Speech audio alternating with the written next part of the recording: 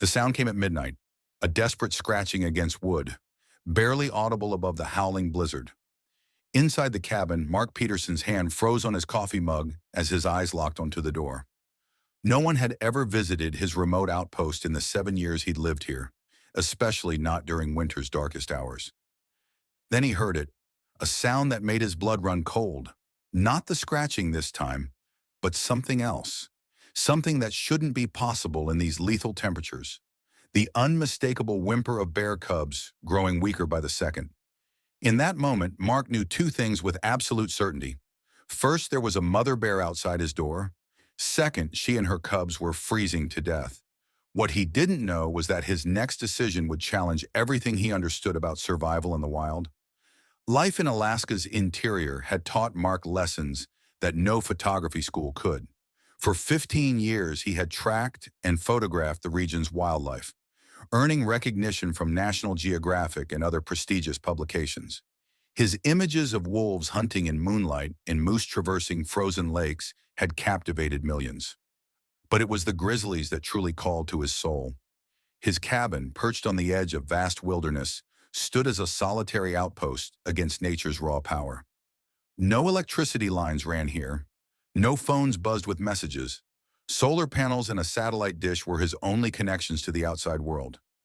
Each morning, he would wake before dawn, kindle a fire in his wood stove, and watch the sun paint the snow-covered landscape in shades of gold and pink. The routine had become as natural as breathing. Check the generator, melt snow for water, scan the horizon for wildlife, and maintain his equipment. The isolation that would drive most people to madness brought Mark peace. Here, among the towering spruce trees and endless snow, he found his purpose. This winter had been different. The temperatures had plunged lower than anyone could remember, turning the air into a crystalline weapon that could freeze exposed skin in seconds. Even the wolves had gone silent, their howls stolen by the bitter wind. Mark had photographed bears preparing for hibernation months ago, watching them gorge on berries and salmon, building up the fat reserves they would need to survive their long winter sleep. But bears didn't move in winter.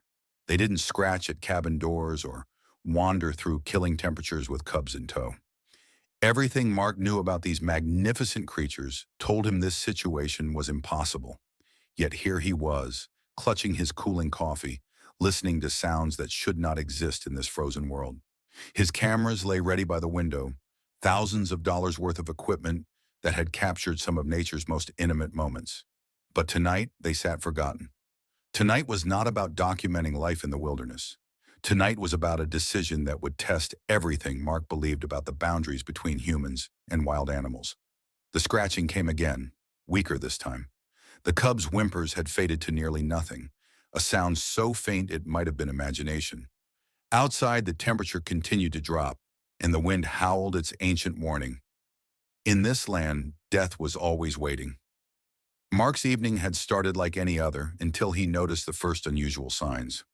Earlier that day, while checking his equipment stores, he had spotted something that made him pause. The cache of frozen fish he kept in his outdoor storage, secured in metal bins, showed signs of disturbance. Not the clean raids of wolverines or the messy scavenging of foxes. These marks bore the distinct signature of bear claws, deep gouges in metal that spoke of desperate strength. The discovery sent ripples of unease through his experienced mind.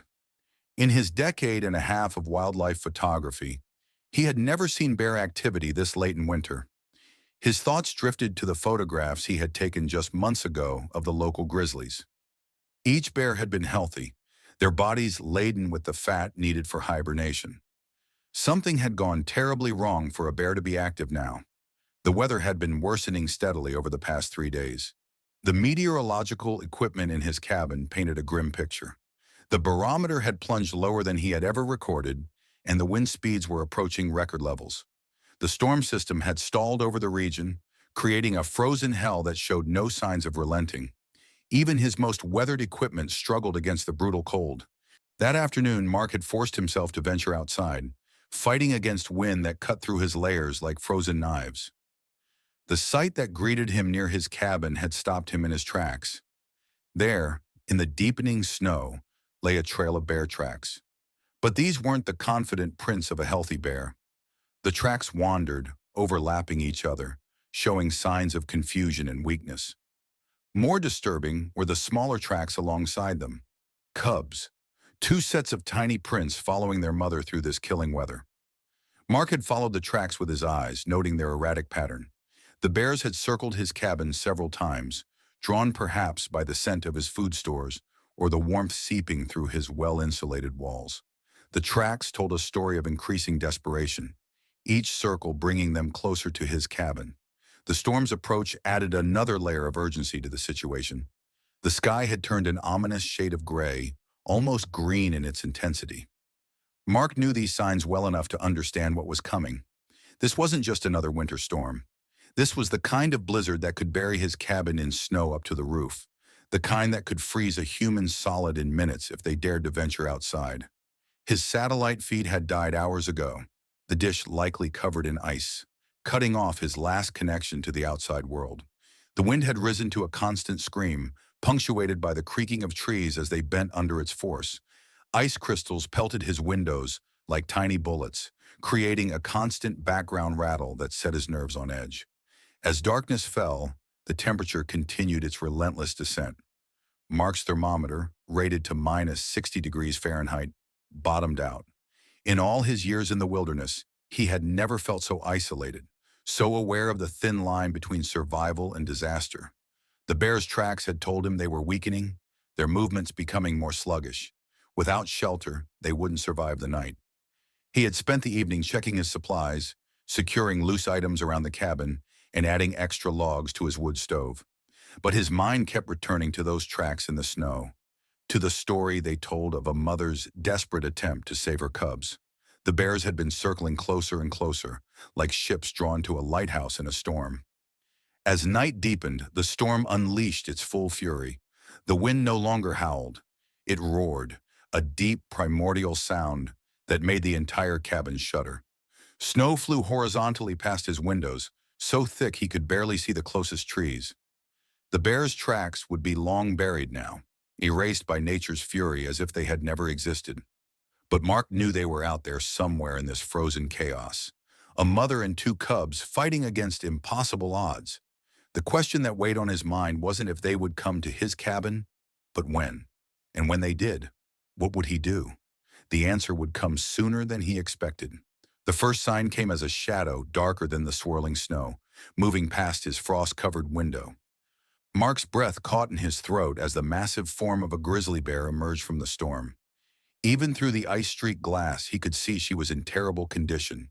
Her fur, which should have been thick and healthy, hung in frozen clumps around her massive frame.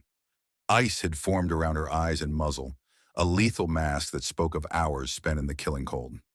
Behind her, barely visible in the storm, stumbled two cubs.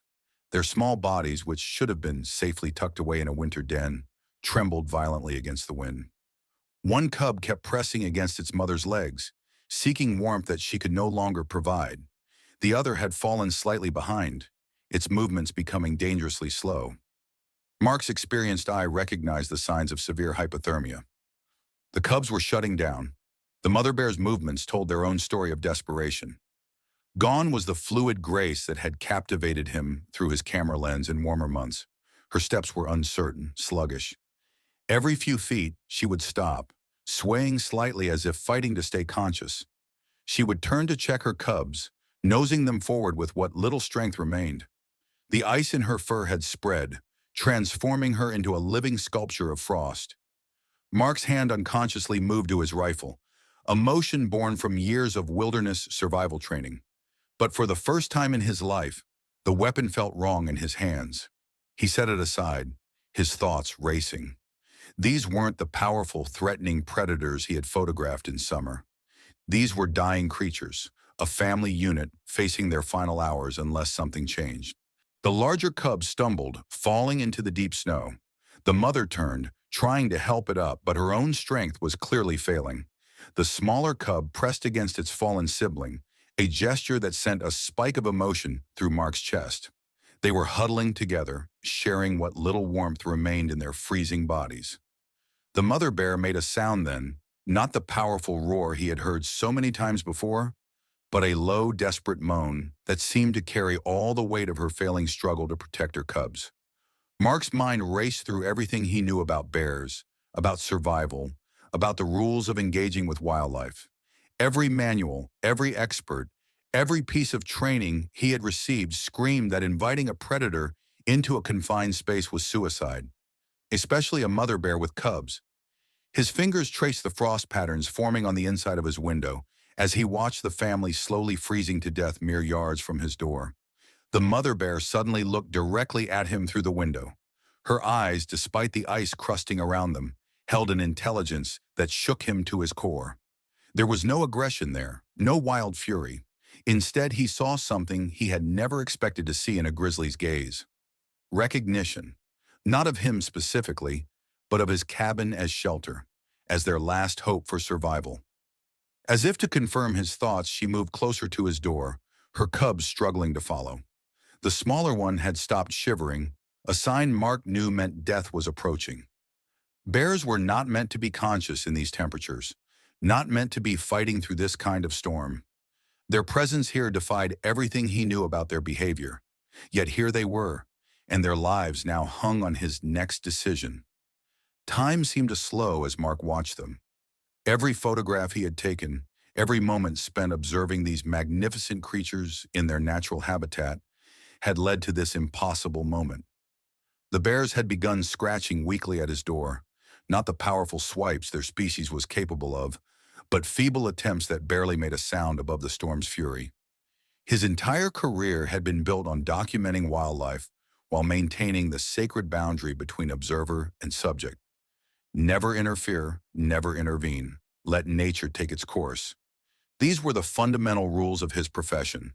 But as he watched the cubs' movements grow weaker, as he observed the mother's desperate attempts to keep them alive, he realized this situation had moved beyond professional ethics into something far more fundamental. The temperature inside his cabin was dropping, despite his roaring fire. Outside, it had become cold enough to freeze spit before it hit the ground. The bears had perhaps minutes left before their bodies shut down completely. Mark found himself moving toward his door, his heart pounding so hard he could feel it in his throat.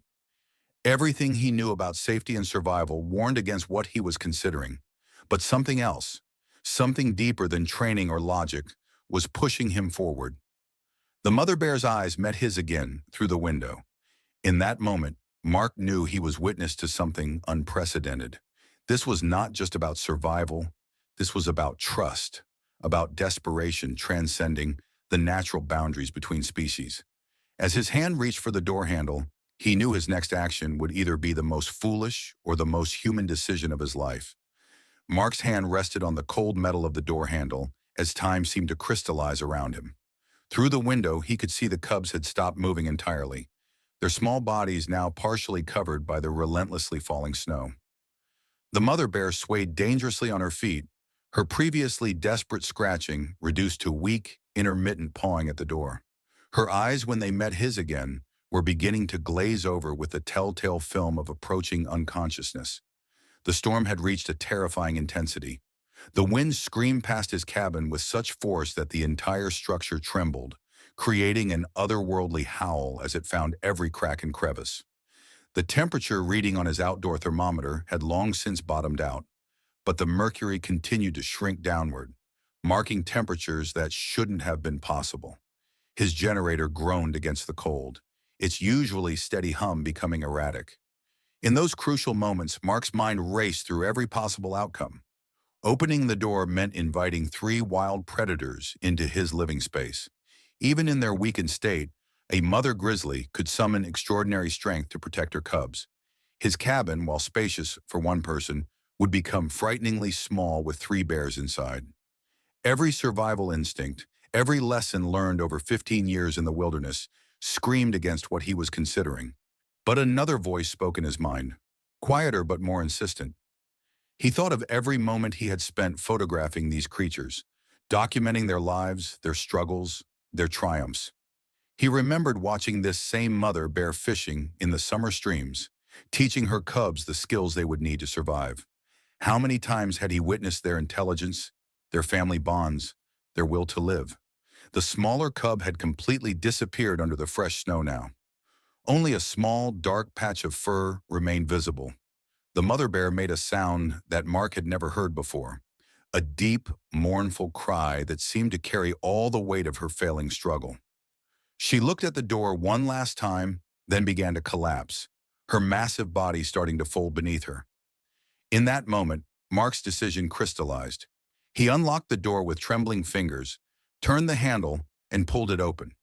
The wind immediately tore it from his grasp, slamming it back against the cabin wall. Snow and ice whirled into his warm space, bringing with it a cold so intense it stole his breath. The mother bear's reaction was barely perceptible at first, her eyes heavy with exhaustion and cold, slowly focused on the open doorway. Mark stepped back, his heart thundering in his chest, and pressed himself against the far wall. He had created an escape route for himself through his bedroom if things went wrong, but somehow he knew he wouldn't need it. With the last reserves of her strength, the mother bear turned to her cubs. She nudged the partially buried one with her nose, trying to rouse it. When it didn't move, she used her paw to gently push it toward the door. The larger cub, slightly more conscious, seemed to understand. It stumbled forward, crossing the threshold into the warmth of the cabin. Mark stood absolutely still, barely breathing, as the mother bear laboriously dragged her smaller cub through the doorway. The wind continued to howl outside, drowning out any other sound. Once both cubs were inside, the mother bear gathered her remaining strength and pulled herself through the doorway. Her movements were slow, uncertain, but deliberate. The next few moments would determine all their fates. Mark watched as the mother bear oriented herself in his cabin, her nostrils flaring weakly as she took in the new scents. Despite her near-death condition, her first action was to check her cubs. She nosed them gently, pushing them farther from the door, away from the killing cold. With movements that seemed to cost her greatly, the mother bear positioned herself between her cubs and Mark. Even now, her protective instincts remained intact, but there was no aggression in her posture, no threatening display. She simply settled her massive body down, using the last of her energy to curl around her cubs, creating a barrier between them and any potential danger. Mark knew he had to close the door, but moving meant drawing attention to himself. The temperature in his cabin was dropping rapidly with the door open. Taking a deep breath, he slowly began to edge along the wall. The mother bear's eyes tracked his movement, but she made no aggressive motion. Instead, she seemed to sink further into exhaustion, as if the last of her strength had been spent getting her family to safety. With careful, deliberate movements, Mark reached the door. The wind fought him as he pulled it closed, requiring all his strength to secure it against the storm.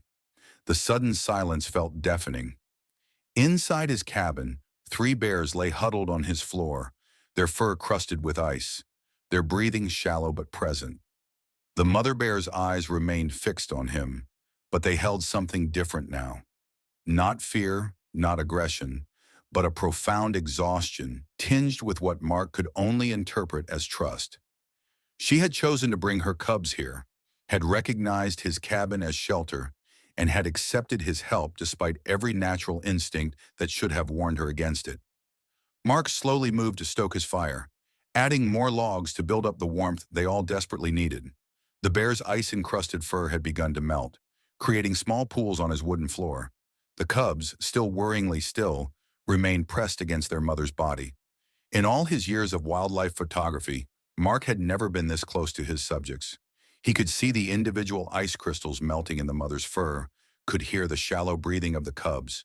The moment felt surreal, as if he had crossed some invisible boundary into a world where the normal rules between humans and wild animals had been temporarily suspended. The storm continued to rage outside, but inside his cabin, an extraordinary trust had been established. Mark settled into his chair, maintaining his distance but staying where the mother bear could see him. They had survived the critical moment of entry, but the night was far from over.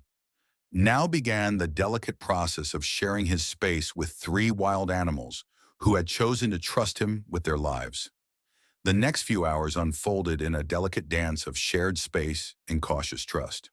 As warmth from the crackling fire slowly filled the cabin, Mark watched the transformation begin. The ice coating the bear's fur melted gradually, creating dark pools on his wooden floor that he would gladly clean later. The cubs, still pressed against their mother's massive form, had begun to shiver again, a promising sign that their bodies were fighting back against the cold. The mother bear remained alert despite her exhaustion, her eyes never completely leaving Mark's position. Yet there was a subtle shift in her behavior. When he slowly rose to add more logs to the fire, she watched without raising her head. When he moved to the kitchen area to heat water, her gaze followed but held no aggression. It was as if they had reached an unspoken agreement, a temporary peace born of desperate circumstances. The smaller cub was the first to show real signs of recovery. Its tiny form began to stir, pressing closer to its mother's warmth. Soon, both cubs were making soft whimpering sounds, their bodies trembling as circulation returned to their frozen limbs. The mother bear responded to each noise, gently nuzzling her cubs, her massive tongue working to clean the melting ice from their fur. Mark found himself witnessing intimate family behavior that few humans had ever seen. The mother's tenderness with her cubs belied her enormous strength.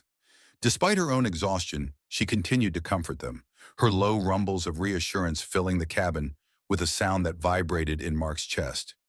As the night deepened, the bears began to show more signs of life.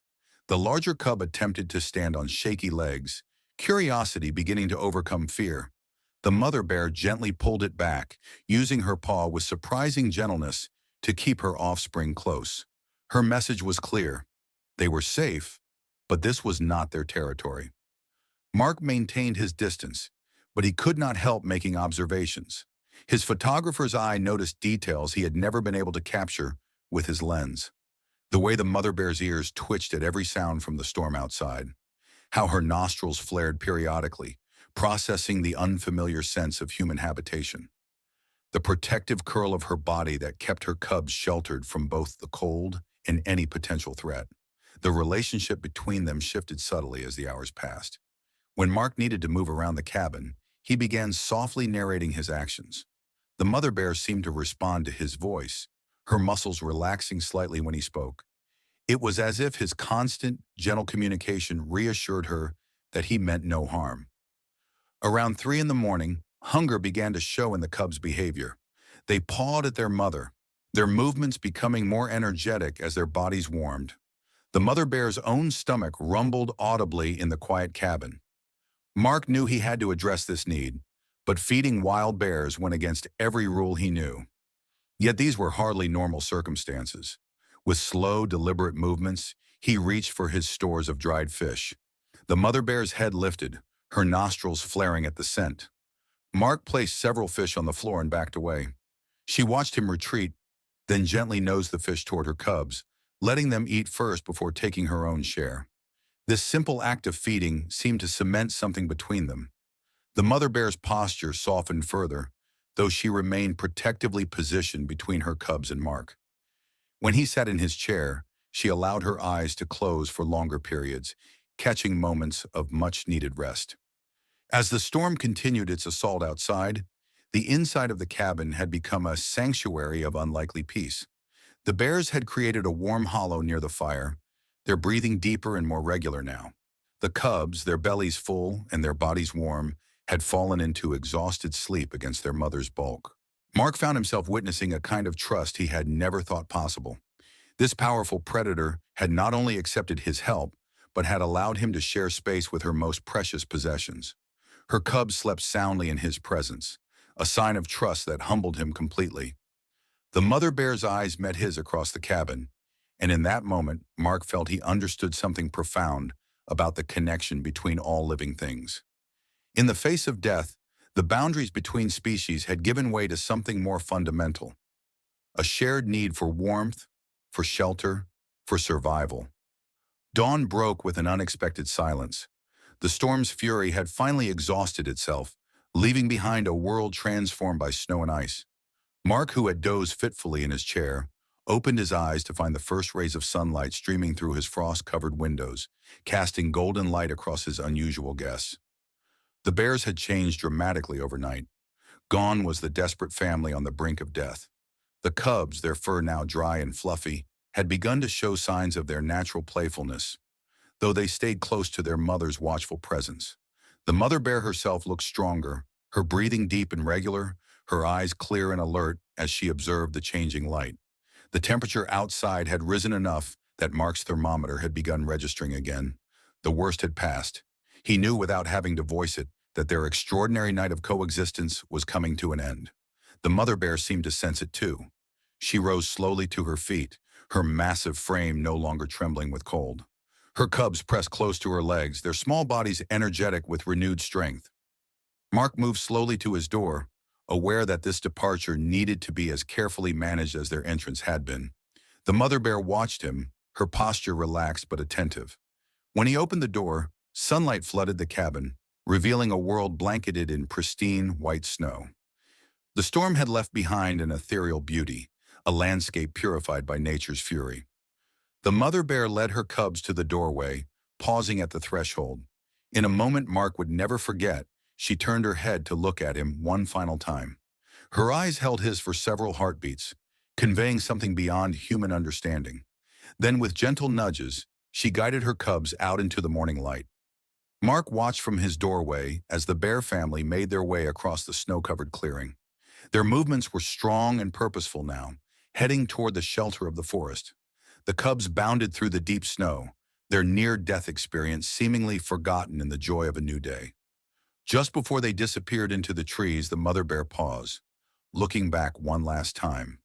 Then they were gone, swallowed by the forest that was their true home. Closing his door, Mark surveyed his cabin.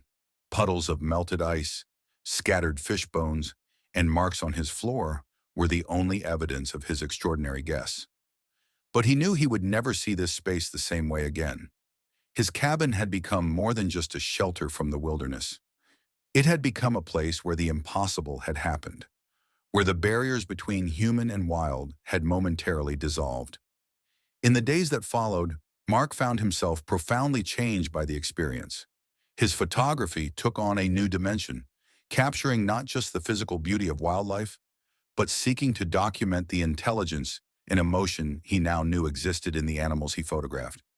The mother bear's trust had shown him something about nature that no textbook or training could have taught. He never officially reported what happened that night. Some stories, he realized, were too precious, too profound to be reduced to scientific observations or media sensations. But he kept a detailed personal journal of the experience, recording every detail of those hours when his cabin had become a sanctuary for three improbable guests. Years later, Mark would sometimes see a mother bear with cubs in the distance. Whether it was the same family, he could never be sure. But whenever he photographed bears after that night, he looked at them differently. In their eyes, he now saw not just wild animals, but beings capable of trust, of understanding, of making choices that defied their own nature when survival demanded it. That night had taught him that sometimes the bravest thing we can do is to open a door, even when every logical argument demands it stay closed. In choosing compassion over fear, both human and bears had discovered a truth about coexistence that would stay with him for the rest of his life. If this incredible encounter between man and bears moved you, there are many more extraordinary wildlife stories waiting to be discovered. Join our growing community of nature enthusiasts by subscribing to Legacy Stories on YouTube, where we bring you remarkable tales of animal encounters, survival stories, and the raw beauty of nature. Click the subscribe button to unlock a world where the boundaries between humans and wildlife blur, and extraordinary moments of trust and compassion come alive in each new video.